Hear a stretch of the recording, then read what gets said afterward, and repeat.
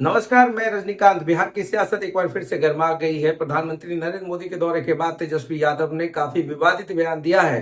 कहा है कि प्रधानमंत्री जैसे पॉकेटमार की हमें जरूरत नहीं है, ना ही अचेतावस्था में बैठे सीएम की जरूरत है।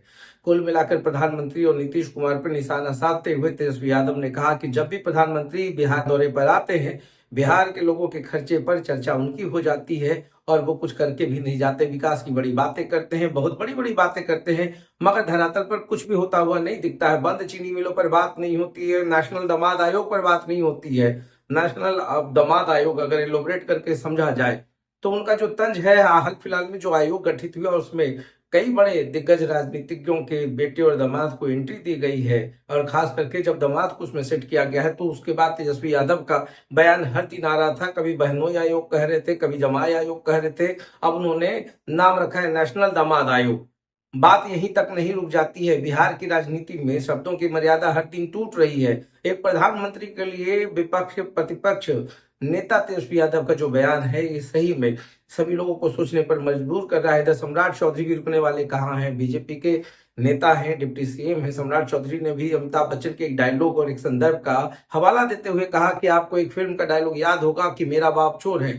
तो ये जो अभी मर्यादा टूट रही है बिहार की राजनीति में, इसको बहुत कुछ समझने की जरूरत है कि आखिर राजनीति में मुद्दों की बात होनी चाहिए या शब्दों के मर्यादा के टूटने की। शब्दों की जो मर्यादा टूट रही है, इससे तो बहुत सी तार तार हो रहा है। अगर पूरे पॉलिटिक्स को समझा जाए तो पॉलिटिक्स में अपने अपने मुद्दों पर हर पार्टी स्टैंड लेती है, हर पार्टी काम करती है। और इधर देखिए, प्रशांत किशोर, जनसुराज के प्रशांत किशोर ने भी पीएम मोदी पर तंज कसा है और कहा कि जब भी वो बिहार के दौरे पर आते हैं, खर्चा बिहार का करके चले जाते हैं और चर्चा और महफिल अपनी लूटने की कोशिश करते हैं, मगर बिहार के बेरोजगारी पर, पलायन पर कभी बात नहीं करते हैं कि आखिर युवाओं को रोजगार कैसे मिलेगा। जो वादे उन्होंने किए थे वो पूरा क्यों नहीं करते, और जब भी आते हैं तो वैसे ही बात करके चले आते हैं। तेजस्वी यादव ने भी कहा कि देखिए, जो ऑपरेशन सिंदूर के समय कितने लोगों ने शहादत दी बिहार के लोगों ने, तो प्रधानमंत्री जब बिहार आते हैं, ऑपरेशन सिंदूर के बाद भी बिहार आए थे, तो फिर उनके पास इतना भी समय नहीं होता है कि वो शहीदों के स्वजन से मिले, परिजन से मिले।